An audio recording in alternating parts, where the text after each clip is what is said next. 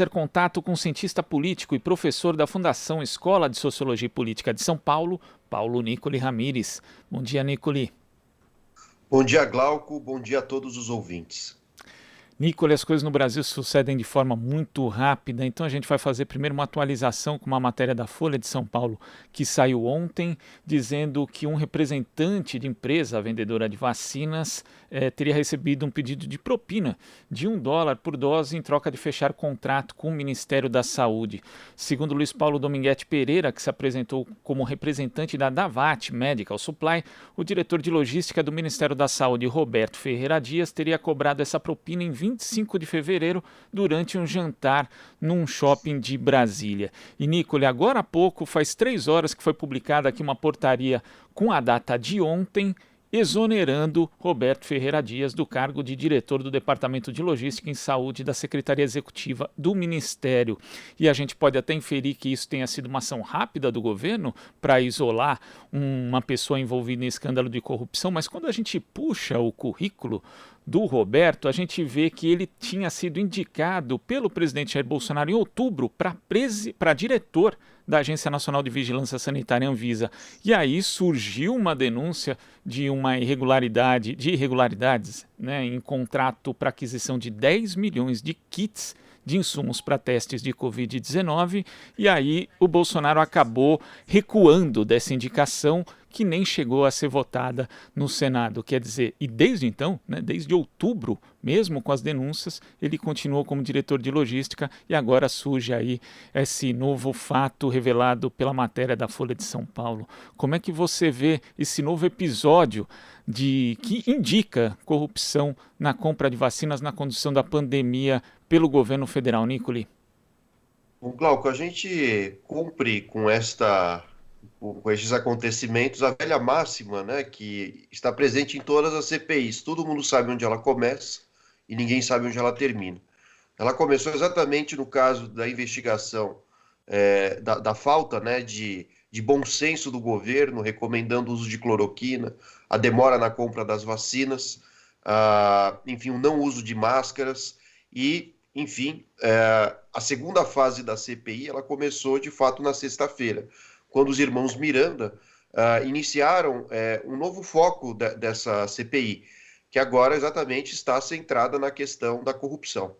E tem a impressão que este funcionário, né, da logística do Ministério da Saúde, ele é a ponta do iceberg de problemas maiores. Primeiro que ele é um especialista em logística do Ministério, e a gente não pode esquecer que o próprio Pazuello foi indicado ao Ministério também, exatamente por ser, segundo o Bolsonaro, um grande conhecedor de temas logísticos, pelo menos dentro do Exército. Então vejam que os pontos começam a se conectar, e tem a impressão que este funcionário do Ministério da Saúde, que foi exonerado entre ontem e hoje, ele também será convocado à CPI, e de fato para tentar reduzir a sua pena, ou mesmo alcançar algum grau de absolvição, ele terá que abrir a boca e, consequentemente, denunciar outros comparsas, né, que participaram, sim, desse esquema fraudulento. Agora, o que chama a atenção também é o descaso do governo Bolsonaro, né? E em relação à compra das vacinas, a lerdeza nessa compra, né?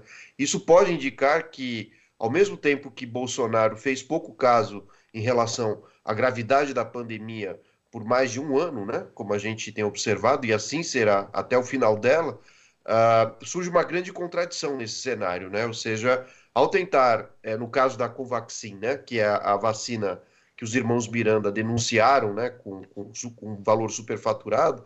Agora vejam que o desprezo de Bolsonaro na compra de outras vacinas, como a Coronavac, né, que é a vacina que vem da China, ou até mesmo outros laboratórios, como a Pfizer, indica que havia uma predileção do governo em comprar uma vacina, ou algumas vacinas específicas, que pudessem render desvios de verba, corrupção, propina, né?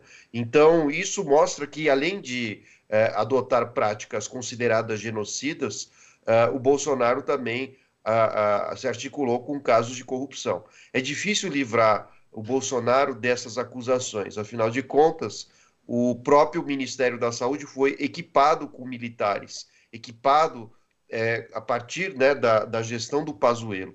Então, tenho a impressão que abriu-se a porta do inferno e a partir dessa semana, né, com mais depoimentos à CPI, com novos convocados também para serem depoentes na próxima semana, a situação do Bolsonaro deva piorar muito, sobretudo em relação ao grupo de fanáticos, né, que ainda o apoiam, né, que, como nós vimos também na última semana, a quantidade, né, de pessoas que aprovam o governo não para de cair, né? Hoje gira em torno de 23%, 24%, e esse número tende a cair muito mais.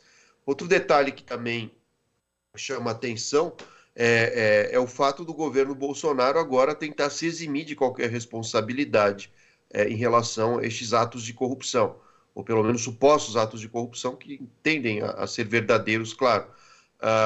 Então, o Bolsonaro passou a pandemia inteira dizendo que quem mandava no ministério era ele, fez uma série de pressões, lobbies também, né, para o uso da cloroquina, e de repente ele se exime, né, de qualquer responsabilidade, o que demonstra mais uma contradição de Bolsonaro, mesmo porque ontem ele disse que não poderia ter o controle absoluto sobre o funcionamento de todos os ministérios.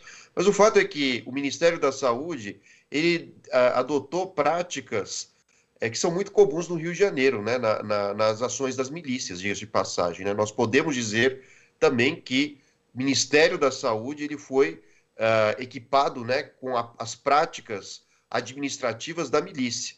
No Rio de Janeiro, a milícia cobra pequenas propinas, né, a comerciantes, a distribuição de gás, de energia elétrica ou mesmo TV a cabo. E agora, no Ministério da Saúde, o que a gente vê também é uma outra prática miliciana, que é a cobrança de valores que aparentemente são pequenos, né, como $1 por vacina, mas se a gente considerar um montante, né, de vacinados e quantidade de vacinas a serem compradas, essa fraude pode chegar a bilhões de reais, né? Então, acaba, né, no final, na última semana e nesta semana também, a tese, né, que o Bolsonaro tanto defendia de que no seu governo não havia corrupção. Bolsonaro acaba mostrando que é corrupto. E pior, né, o que nós estamos vendo nesse instante no Brasil é uma disputa interna do Centrão, né? Uma disputa que ficou mais clara ontem, né, com alguns boatos, né, de que quem incentivou o deputado Miranda a abrir a boca e denunciar o deputado Ricardo Barros foi exatamente Arthur Lira, presidente do Congresso. E o Arthur Lira, apesar de ser do Centrão, ele é de uma ala do Centrão que rivaliza com uma outra ala do Centrão, que é do Ricardo Barros. O fato é que, no início do ano, quando nós estávamos discutindo a eleição do presidente do Congresso, o que muito nós debatíamos era a ideia de que isso teria um preço. O apoio do Centrão a Bolsonaro teria um grande preço, um preço elevado. E agora esse preço, aliás, a conta chegou nas mãos do governo Bolsonaro. E pior, o próprio Bolsonaro está envolvido com esses casos de corrupção. Em outras palavras, o objetivo do Centrão em apoiar o Bolsonaro era exatamente ocupar secretarias, cargos públicos, né, nomeações que permitissem esse tipo de articulação. Entre elas, a compra superfaturada de vacinas. Agora imaginemos como devam estar os outros ministérios, né? Eu tenho a impressão que a CPI, se começar a mexer no vespeiro, vai encontrar problemas para além do Ministério da Saúde, inclusive em outros ministérios, e algo que precisa ser apurado, claro.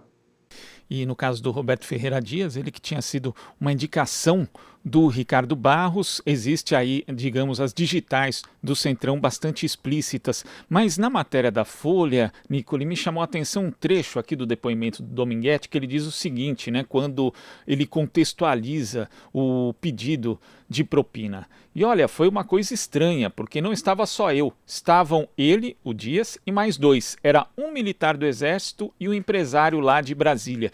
Então a gente vê hoje, inclusive na CPI, a gente vai ter o depoimento do empresário Carlos Wizard, que é um assunto que a gente toca na sequência, mas um militar estava ali. Como você lembrou, os militares eles praticamente aparelharam o Ministério da Saúde e temos diversas denúncias de corrupção. Parece que parte do Centrão e dos militares andaram caminhando juntos, inclusive nesses ilícitos. Acaba desmoronando aquela aura de moralidade que as Forças Armadas, que seus integrantes conseguiam aí impor de uma certa forma para a sociedade brasileira, Nicole? Exatamente, Glauco. E o Exército hoje está dividido, né? Nós temos, claro, profissionais de carreira preocupados, né, com a ideia de que o papel do Exército é cumprir uma tarefa de Estado e não de um governo, né? Esse racha de fato ele existe, né? A gente vê várias declarações de generais da ativa e mesmo da reserva, né, querendo hoje promover um verdadeiro afastamento do governo Bolsonaro. Então, esses militares, claro, têm uma posição correta, ética e de fato temos que respeitá-los, afinal de contas, é o papel constitucional do Exército. Não participar das tramas políticas, muito menos casos de corrupção, mas sim ser uma instituição de Estado. E por outro lado, nós temos militares que se corromperam, né, que foram seduzidos pelo poder, né, e tentando resgatar, inclusive, falsas ideias de que o governo militar no passado no Brasil, entre as décadas de 60, 70 e início de 80, foi um governo bem sucedido. E são exatamente esses militares que buscam poder político que estão presentes hoje no governo Bolsonaro, nos ministérios e tudo mais. E o que se mostrou para a sociedade é que, além de incompetentes do ponto de vista gerencial, ou seja, das questões públicas, do gerenciamento, enfim, de departamentos do governo, essa incompetência ela se soma, sim, com casos de corrupção. Então, acaba de não só essa aura, né, como você disse, de que o Exército, na sua totalidade, seria uma instituição idônea, né? Há alas, sim, que prejudicam hoje o funcionamento do Estado brasileiro, mas isso leva junto também o próprio governo Bolsonaro ao fundo do poço, né? Já não há mais nenhum argumento possível e plausível de nenhum eleitor aqui no Brasil que possa dizer Bolsonaro é um governo honesto. Não é, né? E pior, Bolsonaro colocou a mão, o seu governo colocou a mão numa situação que é muito delicada, né? Que são a vida das pessoas, né? Então vejam que a combinação entre corrupção e genocídio, ou necropolítica, como alguns colegas preferem utilizar o termo, mas isso gerou 500 mil mortes. E o Brasil tende a superar o número de mortes nos Estados Unidos. E eu tenho a impressão que essa vai ser a gota d'água aqui no país, né? O que poderá levar, claro, o Bolsonaro a um impeachment. Não só o caso do genocídio de mais o maior número de mortes aqui no Brasil em relação aos outros países, mas principalmente porque essa corrupção especificamente ela atrasa a compra de vacinas. E o atraso de vacinas resultou no maior número de mortos. Semana passada tivemos um cientista muito bem gabaritado dizendo que se Bolsonaro tivesse incentivado o uso de máscaras, a não compra de cloroquina e a sua distribuição para os casos de Covid, e além disso, se tivesse acelerado a própria compra de vacinas, pelo menos dos 500 mil mortos aproximadamente que nós temos hoje, esse número de mortes, né, poderia ser reduzido em 400 mil, ou seja, seriam 400 mil a menos, melhor dizendo, né? Então vejam que há uma série de responsabilidades e participação, infelizmente, do Exército, ou membros do Exército nesse processo, e isso, claro, vai passar por questões judiciais, tanto dentro quanto fora do país. E tem a impressão que os tribunais internacionais, o Tribunal de Haia, o Tribunal Penal Internacional, será aquele que mais vai levar o Brasil a uma condição vexatória, principalmente nosso exército e o atual presidente Bolsonaro. E essa mesa de jantar descrita pelo Dominguete é muito representativa da sustentação do governo Bolsonaro. Tem ali um integrante do Centrão, tem um militar e um empresário. E falando em empresário, hoje nós teremos o depoimento na CPI da Covid do empresário Carlos Wizard, ele que é suspeito de integrar o chamado gabinete paralelo, que daria aconselhamentos, mas não só aconselhamentos, orientaria na prática a política de combate à Covid-19 no Brasil, em detrimento inclusive do Ministério da Saúde, mas não só, né, Nicole? O Carlos Wizard, eu lembro bem do encontro dele junto com outro empresário, Luciano Hang, o dono da Havan, com o ministro Paulo Guedes. E ali, depois da reunião, Paulo Guedes saiu defendendo a participação da iniciativa privada na compra de vacinas. O que você espera desse depoimento hoje do Carlos Wizard e como ele pode comprometer o governo Bolsonaro? Glauco, a questão é que a participação desses empresários dentro do Ministério da Saúde, mesmo médicos não especializados na área de epidemias, né, podem revelar, né, é importante dizer que é uma possibilidade, mas podem revelar casos de lobismo, de compras de remédios, né, desde a cloroquina, vacinas, insumos, né, como os testes exatamente de verificação da Covid, né, no organismo dos brasileiros. Então, o depoimento do Wizard entre os indivíduos, né, que auxiliavam o Ministério da Saúde e as opiniões de Bolsonaro talvez seja o mais importante aqui, porque de fato o Wizard terá que explicar muito bem o que diabos, né, ele estava fazendo no Ministério da Saúde, já que ele não é um médico, não tem especialidade na área, e tem a impressão que o único interesse desses empresários, ainda mais o Wizard, no Ministério da Saúde, é exatamente promover ações lobistas, facilitar compras junto a laboratórios, né, farmacêuticos de remédios, insumos, vacinas, e essa indicação dessa possibilidade ficou muito clara a partir de sexta-feira, quando os irmãos Miranda, de fato, começaram a denunciar casos, né, declarados de lobismo dentro do Ministério.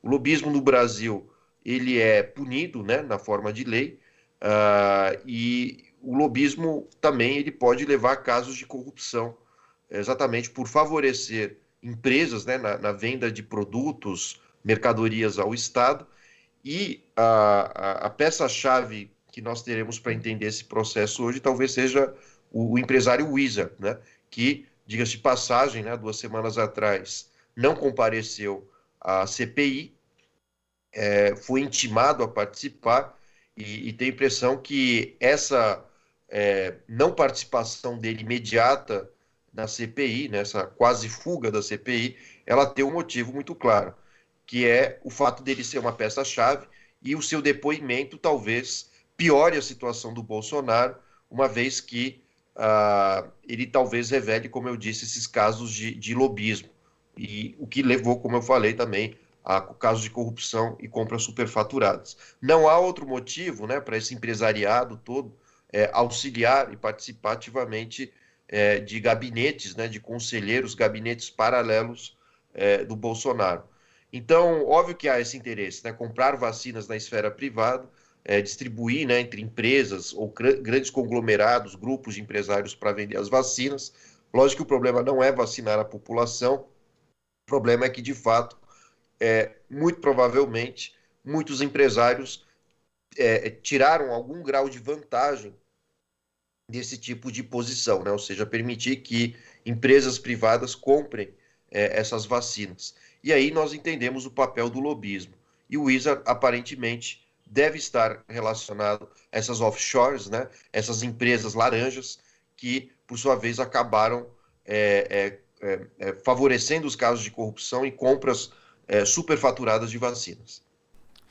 E tem uma coisa que é sempre interessante observar em relação ao governo de Jair Bolsonaro, que é a estratégia de redes da base bolsonarista, né? Principalmente em relação a essas denúncias de corrupção. Hoje, por exemplo, o presidente do Senado, Rodrigo Pacheco, está sendo atacado por conta de ontem ter falado que vai analisar a prorrogação da CPI da Covid no final, ali quando ela já estiver na sua reta final. Semana passada, o senador Randolfo Rodrigues foi atacado, o senador Renan Calheiros também, mais de uma vez, Renan Calheiros foi alvo, inclusive. Ontem, o presidente Omar Aziz, durante a sessão da CPI, também sofreu ataques das redes bolsonaristas, mas o que me chamou a atenção, Nicola, é o fato do deputado Luiz Miranda não ter sido alvo dessas mesmas redes. Isso mostra que existe um certo receio de fustigar o parlamentar, Nicole?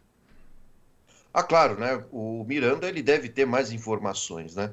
E se ele não tiver nas mãos, ele tem o seu próprio irmão que, assim, por muita coincidência, né? É um funcionário público concursado, né? Do Ministério da Saúde.